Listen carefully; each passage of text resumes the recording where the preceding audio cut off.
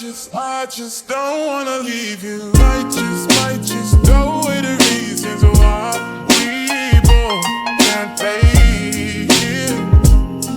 Hey you guys, welcome back to my channel. It is your girl B, and I am back with another video. First things first, if you are new here, go ahead and hit that subscribe button. I say it every video, but you guys are really gonna love it here. Like, if you've watched my videos and you've heard me say you're gonna love it here several times over and you're back, clearly you're loving it here. So go ahead and hit that subscribe button. I will really appreciate it. And if you're new, go ahead and hit that subscribe button, because yeah, you'll come back, of course. So now that we got that out of the way, it is Sunday. Happy Sunday, and I hope you guys are having a great start to your new week. I hope you're feeling refreshed. I'm hoping you're gaining some clarity and, you know, just some direction as we get through the work week, the school week, my birthday week, and just everything else. I just wish you all really a lot of blessings, not only today but this week, the remainder of this month. Let's close it out with a bang and get ready for April. We're gonna be 4 months into this year, and I hope, like me, you two are having a great year, and it's just changing, you know, but changing for the better. So yeah. And in changing for the better, you guys, if you're watching this series, it's pretty much how to be a better me. How to be a better version of yourself in your early days of following Christ and getting to know God. So yeah, that's what we're gonna call this, becoming a better me. So yeah, shout out to that. I came up with a name.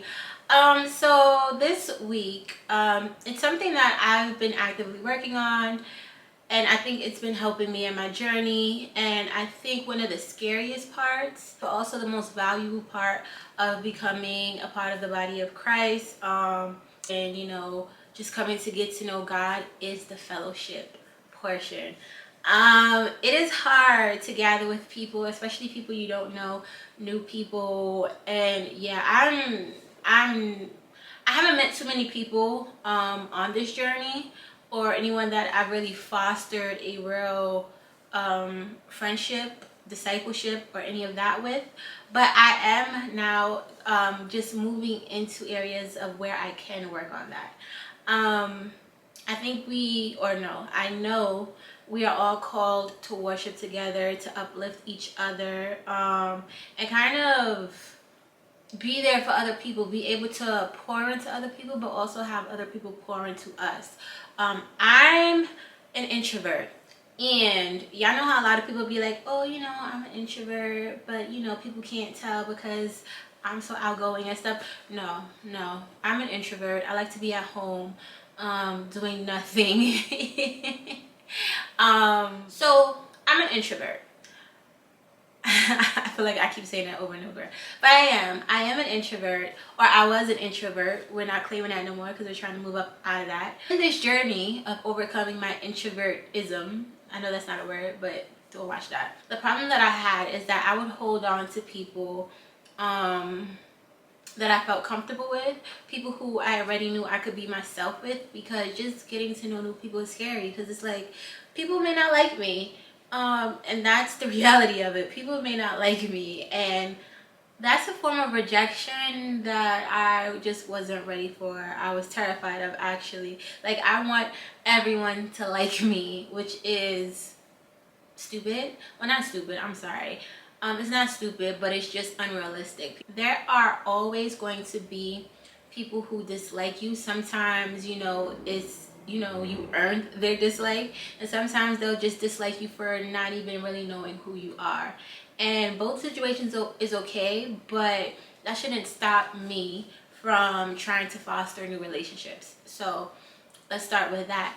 2, by holding on to the people who know you and you feel comfort with, sometimes you stay within that relationship. And I hope by now you guys understand, when I say relationship, I mean all relationships. So family, friends, significant other, even work.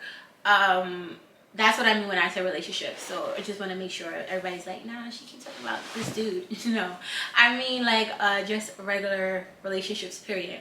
So you kind of want to keep those relationships going. But the problem with that, or the problem that I faced in my journey, is that I felt comfort in knowing these people and talking to these people, but I felt like I kind of outgrew some of them. I hate outgrew. I feel like we kind of were not aligned anymore. We were on different paths of our lives. Rightfully so, that happens. But the thing is, you kind of try to hold on to that because of the comfort. But it will really become uncomfortable because now like you're just sitting there and just, it doesn't feel organic like how it used to feel. It starts to feel like you're kind of forcing that relationship. And I was in that with like several different people in my life, and it's like I really wanted it to work because one, I've known y'all for so long. Two, like I've been able to be myself around you guys with no judgment in the past. And I loved that. On top of that, it's just scary to getting, it's scary getting to know new people. But I think God will put you in a position where it's like, all right, if you don't want to give up these people, I'm gonna show you what's gonna happen when you know that's not where your spirit is right now. I'm gonna remove you from that, or I'm gonna show you some stuff you're not gonna like, and then you're gonna be forced to move on from that. And it's like, dang, God, like, can I catch a break?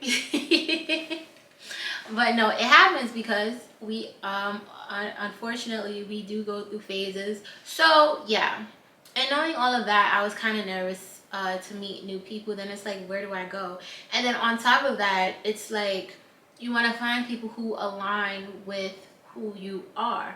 I think it's important to create a community around yourself full of people who are kind of on the same path and journey as you, who kind of want to share God's love, share His grace, extend that to other people, and overall just be a person who adds value to this world. People who have certain morals or ethics that you do align with, and just kind of makes you feel good about this journey that you're embarking on. And I think that's the key thing that sometimes you need, because it's kind of hard to fully share what you're experiencing when you come to realize who God is, when you get to know Him and you realize all the greatness that He's doing in you, with you, and through you. And also a lot of the times the grace that He extends to you, that you kind of learn to extend to others. Not everyone understands that. Not everyone could share in your happiness, because they really don't understand what it means. They don't understand how, you know, God gives you strength to do certain things, or how God gives you strength to forgive people, or just letting people be, and actually like kind of sometimes turning the other cheek, or just wishing prayers for other people and not like getting stuck in the moment, I think is what it is. I think it's kind of hard when you have people who don't really know God in that way. And not to say that everyone who goes to church are that way, because not everyone is. But you hope that you find that, you know, you hope that you have that in common. And that's what it was for me. Like, my life was changing a little bit. I was experiencing different feelings, different emotions around certain things. Yeah, it was just kind of really lonely. I enjoyed being alone previously. Like I said, I was an introvert, so I used to love being alone. I don't want people bother me. I could stay home. I like to just like pick up and go. I'll travel, and just kind of do it and not tell anyone. Whereas now I get the importance of fellowship. And fellowship, like, I know fellowship is associated with, you know, church and Christianity, but just outside of that, you want to experience life with other people. So like, I do kind of wish that I could go back and redo certain trips, just so I could share that experience with other people, because it is different. It's something you could look back on and be like, yo, remember when we did this, when we did that, and we had fun with this. And it's a memory for all of you to actually remember all your life. And sometimes you could forget that, and the people around you will remind you because I know I forget a lot of stuff. So I know there are times where people are like, yeah, we did X, Y, Z, and I'm like, we did. Oh my gosh, that was so much fun. So I do see the importance of creating those memories with people, and just kind of being there for each other. Because another thing is, like, when you're going through life, it's better to have someone there for you, someone who, you know, can speak reason into you, someone whose shoulder you could just cry on. And I think that's a great feeling. For me, I always hated to put my burden onto other people, only because I just felt like you have enough going on in your life. Like, you don't need me adding to that. And I think a big part of that is because I didn't allow people in my life to begin with. Like, I wouldn't just call when things are good. So it's like, if I don't talk to you when things are good, why do I want to only burden you when I have a problem? Like, no. And I feel like that's actually how it, like, I don't think that's right. I feel like you're supposed to have this fellowship relationship with people when things are good, when things are bad, when things are crazy, when things are relaxed. Like, I now see why that is important. And I kind of want to, I've been wanting to just like dive into that and be a support for someone, and have people be a support for me, you know, and have people share their wisdom and stuff like that. Because I didn't tell people my business because I was afraid they was going to judge me. But I was like, if you're going to judge me, all right, whatever, but you got good advice. So I think all that kind of comes into play on why fellowship is important, because you want to share those experiences. You want to hear other people's testimonies on what they've been through, what they've overcome, and share what you've been through. And I think by sharing your life in that way, it kind of brings you closer to God. So I don't know, that's just my opinion. I'm not where I want to be, but I am positioning myself to meet other people, and just kind of, you know, using God as a foundation for everything in my life, which would be friendship. And I think the first step for me in embarking on this fellowship is actually worship, group worship. I personally started my journey doing church online, and it was pretty good. I enjoyed it, but then it was time to actually go to a physical church. And the importance of going to physical church is actually getting to know other people, seeing faces, and possibly starting friendships with people at this church. Because it's like, I want to get to know people, like I said, who are on this same journey. But I'm not going to meet them going out to the club. I'm not going to meet them going to a party. I'm not going to meet them, you know, just in like certain scenarios at bars. Like, I'm not going to meet them there. I mean, could they be there? Very much likely, but at the forefront of my mind, we're not going to be talking about God. I mean, side story, I did this is how I knew God was in my heart, because we were at a bar. It was like 2 o'clock in the morning. It was like last summer, and I was lit. And I was in there talking about how great God was and how he's changed my life. And they were probably looking at me like, girl, get it together. But I don't care. Like, I was so grateful and so joyous, and I felt so loved just by being in God's presence. So that was super funny. But yeah, like, not everybody's gonna want to hear that in such a place. I mean, they're gonna hear it if it's from me, but not everybody wants to hear that. And sometimes, instead of just forcing people to hear certain things, go where it's celebrated. And I feel like church is, of course, the #1 place where God is celebrated and you get to meet like-minded people. So yeah, step 1 for me was going to church. That's where I am currently. Now, step 2, I'm going to start tomorrow. Step 2 is joining a small group. So I'll be joining a small group through the church to do Bible study. So that's going to be pretty cool. Go over the word together, get other people's opinions, or not opinions of the book, but get other people's interpretation of the word. So I think that's really exciting, and I'm excited for that, honestly, because it's like, I want to be more active. I want to be more active in church. I want to be more active in serving God. And I think it's important that I meet other people who could go on this mission with me, you know? So that's important. But yeah, I start that tomorrow and I'm so excited. Another thing that I need to do is put myself out there safely, but still put myself out there. So it's like just taking that extra step to actually try to not be an introvert and engaging with people. So it's funny, it was a lady today when I was at church, and we, like, you know how you look at people, you smile and all this other stuff. So like before I left, I was like, I hope you have a blessed week. It was so great to sit next to you and all that. And it turned into like a 5-minute conversation, like nothing crazy, but taking those little initiatives and those little opportunities to make conversation with strangers, I think is cool. And I feel like in church it may be a little bit safer than just starting random conversation with people outside, only because you never know what people are going through. But at the same time, God is with me, so I'm protected. So I will reach out within reason. But yeah, I think church is definitely a great place to kind of like put yourself out there and talk to people.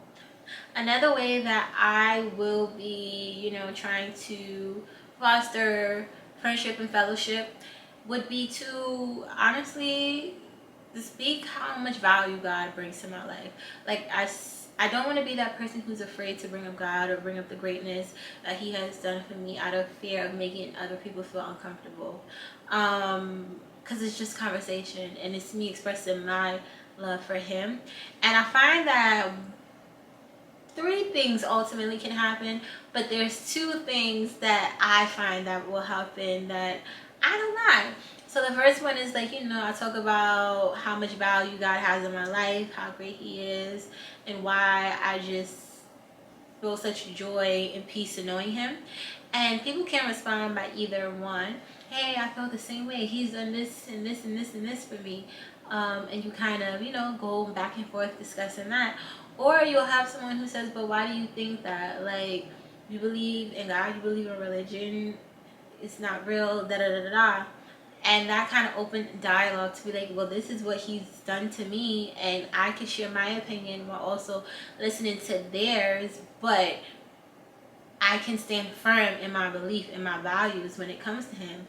And I just feel like dialogue like that is important. As long as like someone's not disrespecting you, I think it's okay.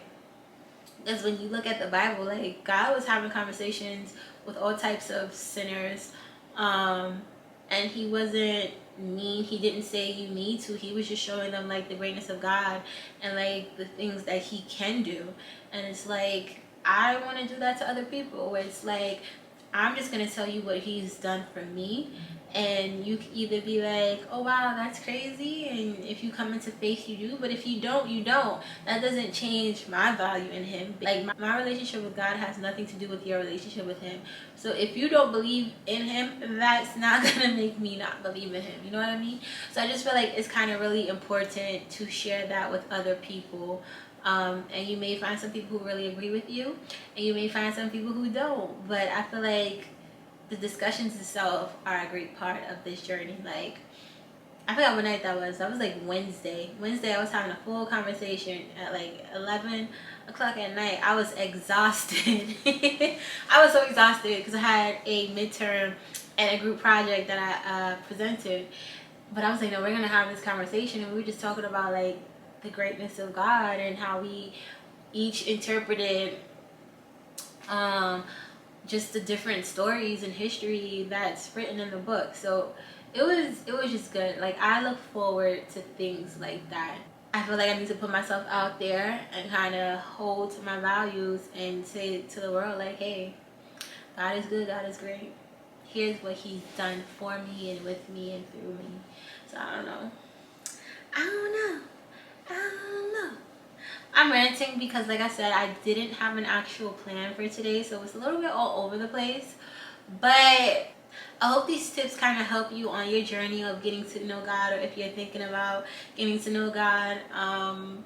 Yeah, fellowship is definitely an important part of this journey. So if you can, go ahead and start it out. Start it in my comments if you want to. Like, I'll comment back. We could talk about it, honestly. But yeah, I thank you guys so much for tuning into this video, tuning into this How to Be a Better Me series. And yeah, if you made it to the end of this video, go ahead and hit that subscribe button, and I will catch you all in the next video. Bye.